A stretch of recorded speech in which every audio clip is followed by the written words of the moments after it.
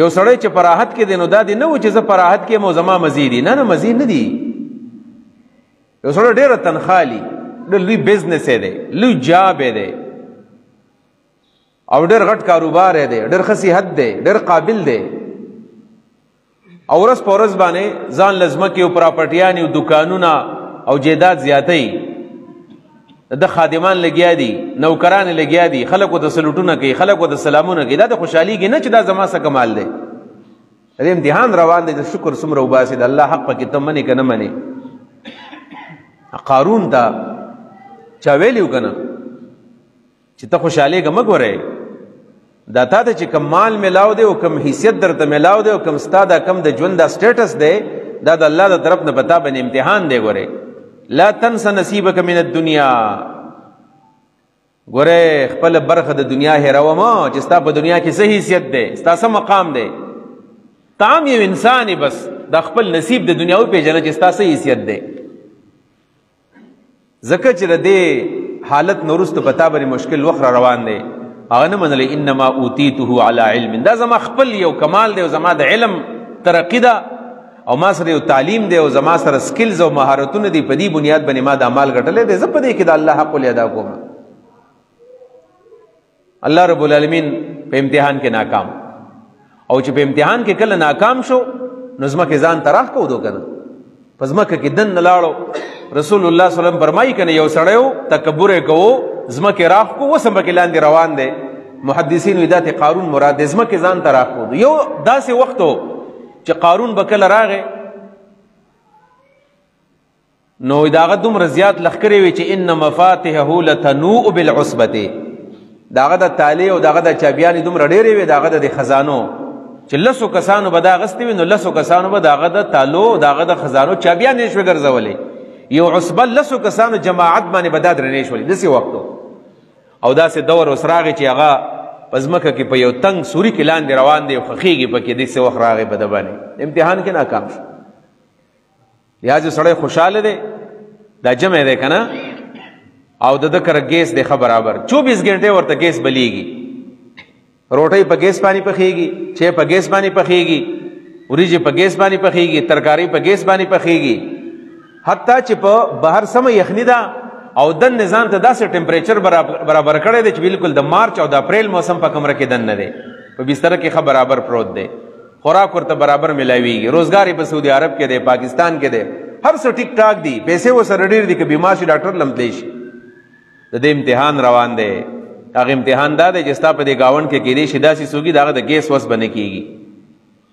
د هغه به د خوراک وس نه کېږي، د هغه به د بسترې وس نه کېږي،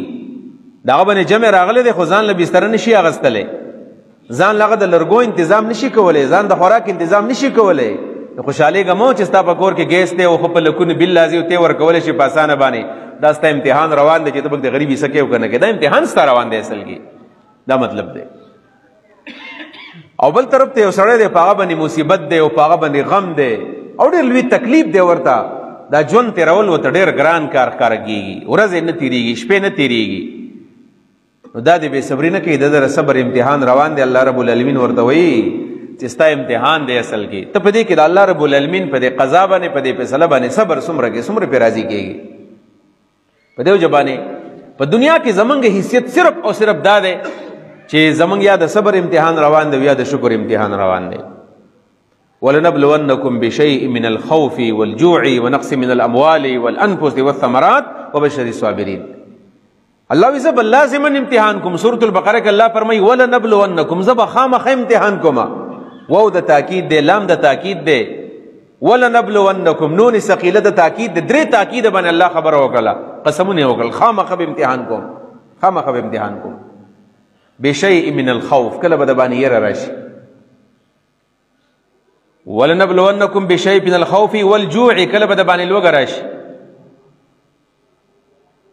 ونقص من الاموال والانفس والثمرات کله به مال کمیږي، کله به انسانان کمیږي، کله به میوه کمیږي، رزق به کمیږي. دا پنځه قسم امتحانات الله رب العالمین په انسان باندې بار بار راولي. یې امتحان دی، یره سے امتحان دی، قسمه قسم امتحانات دی. یره امتحان دار دشمنی کې وخت هر ماخام بزان ساتي، د ورځې بزان ساتي، بار نشي ودرې، د امتحان دی. یا کله کله سړی ویریږي که نه ډاکټر ورته وایي ته ورشه په تا باندې زما شک دی چېرته شوګر دی نه جوړ شوی هارټ مسله درته نه بل څه خطرناکه بیماري درته نه ورشه ټیسټ وکړه دا چې کله بلډ ورکړي او ټیسټ ولا ورکړي د ټیسټ د ریزلټ پورې په ده باندې یو یره راشي یره یو خوف پرې راغلی دی او دا په دې زړه کې دا کرل ریبل کوي که دا زما دا چېرته تور زړی مې رانغی کینسر رانغی یا چېرته مې دا شوګر رانغی یا د هارټ مسله رانغلله زه به دومره خیراتونه وکړم بس دا ځل الله زما دا ټیسټ صفا راولي که نه دا ځل بس زه به ټیک ټاک یم بس منځونه م کوم تلاوتونه م کوم د غریب حق به منم دا ډېر امتحان دی اوس چې کتل دغه دی چې ټیسټ راغی نو په هغې لیکلي دي چې دا نارمل دی نیګیټیو دی ستا ټیسټ اوس په دې وخت کې ستا امتحان ختم شو اوس ته څه کې اخوا آیا تا چې کوم قسم کړی و په هغې باندې ته اوس روان یو که نه ته اوس واپس د خپل خپې د صادر نه وباسي دا امتحانونه بار بار د انسان په ژوند باندې راځي او د الله رب العالمین انسان له موقع ورکوي ولنبلونکم بشیء من الخوف او بیا والجوع لوږه د لوږې امتحان د باندې راشي آمدن دی آمدن نه ختم شو روزګار دی روزګار دی متاثر شو دکان دی دکان دی نه کامیابیږي بس پتا باندې لوږه رالاله ستا ضروریات نه پوره کیږي ستا مسائل ډیر زیات دي وسایل دې کم دي هغه نه پوره کوي دا په دې وخت کې الله ستا امتحان اخلي چې ته کله وږی شوې نو په دې باندې صبر کوې که نه کوې دې وخت کې ته د الله کم عبادت کوې بل مشکل د باندې راغی بیماري د باندې رالاله په دې وخت کې د الله رب العالمین په دې فیصله باندې راضي یو که نه ونقص من الاموال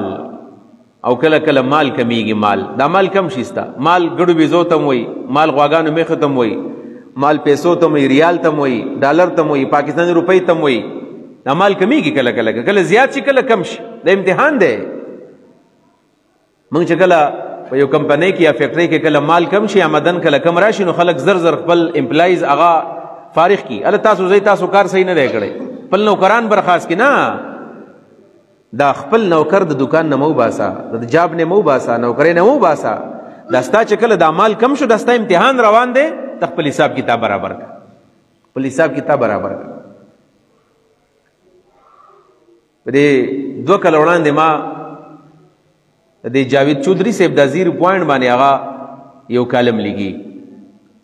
په دې ایکسپریس ټي وي باندې هغه راځي انکر پرسن دی په خپل باندې وو کالم نگارم دی 0 پوینټ په دا کتابونه ډېر زیات ولیکل شول قیمتي هغه کالم لګي نو هغه یو کالم یو 2 کال وړاندې کتو یو عجیبه غونې خبره لیکل په اخبار کې چاپ شوی ما کتل هغه ویل چې په دې یورپ کې څوک بلکې هغه د 100 کسانو یا د 200 کسانو واقعیت لیکلي خو هغه یو کس واقع پکې لیکلی دی چې هغه ویل زما روزګار ډېر کامیاب روزګار مې او د هغې ماهانه آمدن ډېر زیات و زما د توقعاتو نه هغه زیات و خو زما هغه روزګار هغه لاندې را روان شو په شا باندې راتلو روزګار مې بالکل ډاون شو او زما سره د دې روزګار د دیوالیه کېدو خطر راغله چې زما روزګار خو خراب شو تباه برباد شوم قسم چې کوم ټیکټکس دي او څومره چې ګور ما ته معلومو هغه ټولې طریقې مې اپلای کړلې خو زما روزګار مخکې نه تلو امپرومنټ پکې نه راتلو مسلسل به ما ته لاس کېدو نقصان به ما ته کېدو یو نه مشوره اله بل نه مشوره اله ویل زما روزګار مخکې نه تلو ملګرو ته مې خبره وکړله چې زما روزګار ناکام دی ویل ما ته یې ویلو چې داسې وکړه الله له پکې شیر ورکا الله له پکې شیر حصہ الله له ورکا الله پکې شیر هولډر والا الله پکې ځان صحیح صدر کا روزګار کې الله ځان سره شریک کا مې چې الله پکې ځان سره شریک کما الله پاک بسنګ شریک کو ما ته ویل چې داسې وکړه چې دا څومره روزګار ستاره په روزانه بنیاد باندې داسې وکړه یو ډالر یا یو روپۍ راواله او دا پکې ته الله له ورکوا دا الله ځان سره شریک کا لکه خلک ځان سره لور شریک کی زوی شریک کی وای دومره بزوی لور کوما دومره بپلار لور کوما دومره قوم لور کوما دومره بخپل ایجوکیشن لور کوما دومره زما د هیلث وغیرہ داسې وایسه پکې الله لور کا د الله پکې د ځان سره شریک چې ته بیا ګوره چې دا کار دی کامیابیږي که نه کامیابیږي ویل هغه ویل چې بس ما فیصله وکړله چې روزانه بنیاد باندې به زه یو روپۍ د الله دپاره ورکومه او دا ځان سم یو خزانه کېښودل او په دې کې مې دا پیسې جمع کولې چې دا الله له ورکومه او د الله د روپۍ به مې بیا په میاشت کې راغستل یا په کال کې دا مې په مختلفو غریبانانو باندې په کونډو باندې په یتیمانانو باندې په داسې حاجتمندو خلکو ما تقسیمولې ویل کله چې ما الله له دا حصه ورکړله په قلاره قلار باندې زما د روزګار داسې یو جمپ وو او روزګار مې بیا روان شو او دومره زما روزګار کامیاب شو چې دومره مخکې زما روزګار کامیاب نه و. دا امتحانات دي که نه؟ کله سړی په ځان باندې پوهېږي زما روزګار خراب دی، بزنس مې خراب دی، پراپرټي مې خرابه ده، دکان مې آمدن نه کوي، موږ څه کوو؟ موږ مسله دا ده کوم دوايي چې موږ ته شریعت ښودل د په هغې باندې موږ عمل نه کوو. کله د چا روزګار خراب شي د بعضې خو د اصحابپټي شانې خلک یي څښا په څښا باندې به ګرځي، روډونو په غاړو باندې به ناست دي، یا به ځان له دوکانګۍ غونې کلاو کړی، عامل پلانې عامل روزګار کې بندش او رشتو میں مشکلات او دارنګې په نوکرو کې ناکامي. بس راځئ او زه به دله استخارې کوم او ماله پیسې راکوئ او زه به له تعویض کوم، روزګار به هم ترې زیاتېږي او که څوک دله ښځه نه درکوي ښځه به هم دله بیا خلک درکوي، او که جنۍ ده د هغې د رشتې بندن دی او بندش دی هغه به هم بیا خلک په نکاح بنیالي او روزګار به هم ترې زیاتېږي. او دا زمونږ سابق صاحب د الله وبخښي به انټرنیشنل عقل پروش به دې سړي ته وایي، دا انټرنیشنل عقل پروش بین الاقوامي کم عقل. دا پیسې راوالي او عامل له لاړ شي چې ما له تعویض وکړه چې زما روزګار مخ په وړاندې باندې لاړ شي. نو شیخ صاحب به ویل دنه تپوس وکړه چې ستا دا بدحالي به کله ختمېږي، ځان یو تعویض وکړه په دې روډ په دې غاړه باندې څښا پسخا ناست دی، د ګاډو دا دوړې په تا باندې درځي، دا خلک چې کله ګاډي ځي دا اوبه په تا باندې درخري او ته په دې څښا ځای کې ناست یې، نو ته د خپل ځان دپاره استخاره ولې نه کوې؟ ځان له ولې تعویض نه کوې چې د خلکو دپاره روزګارونه روانې؟ او تاسو یقین وکړئ دومره پوه خلک یې په دې تعویضګرو باندې ګرځي او ما له تعویض وکړه او ما له داسې وکړه ما له داسې وکړه، نو موږ په دې پسې بیا ګرځو. یاره چې داسې تعویض به نه دا په تعویضونو وایي نه کېږي، داسې کله چې ستا روزګار بند شو بیا به کې د الله رب العالمین دپاره څه حصه وکړه. دا کېدای شي ستا په دې چم کې ستا په دې ګاونډ کې څوک وږی دی، وږی ستا په دې چم ګاونډ کې چاته تکلیف دی، هغه الله رب العالمین ته شکایتونه ستا کوي. دا ګوره په یو کلي کې یو ډېر لوی نواب دی، یو ډېر لوی جاګیردار دی او د هغه بچي چې سار سکول ته ځي د هغوی ځان له یو پوزیشن دی، د هغه زنانه چې کله غم خادی له ځي د هغې ځان له پوزیشن دی، مازدیګر چې د هغې کور ته کم راشن راځي د هغه ځان له یو پوزیشن دی، کله فروټ دی او کله غوښه ده او کله میی دی او د انواع او اقسام دا قسمه قسم خوراکونه راځي.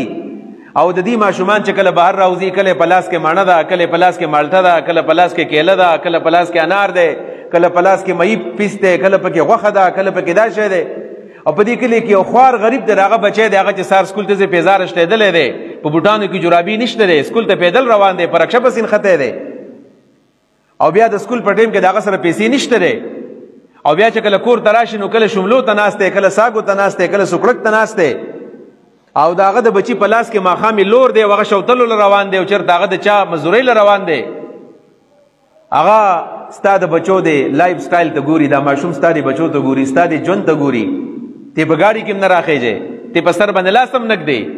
او دا ماښام چې کله کور ته راځي نو خپل مور او پلار ته دقې بچو صفتونه کوي، نه پلاني بوټان داسې و، د هغه واسکټ داسې و، نه داسې برنډ جامې واغستې، داسې برنډ بوټان یې واغستل، دقه شکایتونه مور او پلار ته کوي. نو مور او پلار خو څه نشي کولی، هغه په نیمه شپه باندې راپاڅېږي او الله ته مسله باندې ودرېږي، ستا شکایت الله ته وکړي، الله دنې والا ستا شکایت الله ته وکړي، بیا هغې حال نه ویرېږي. ګورئ چې زما او ستا شکایتونه په ګاونډ کې ګاونډیان راولېږي او د شپې په نیمه شپه کې الله رب العالمین ته ودرېږي او زما څه شکایت ورته کوي چې په ښکلی حالت دی او زما حال دا دی. ته که ډېر زیات هم وایې چې زما خو مال داسې دی او داسې دی، خو ستا په روزانه بنیاد باندې الله ته شکایتونه کېږي، الله به د هغه د فریاد نه اوري. په دې بنیاد باندې دا کله د صبر امتحان شروع دی، کله د شکر امتحان شروع دی.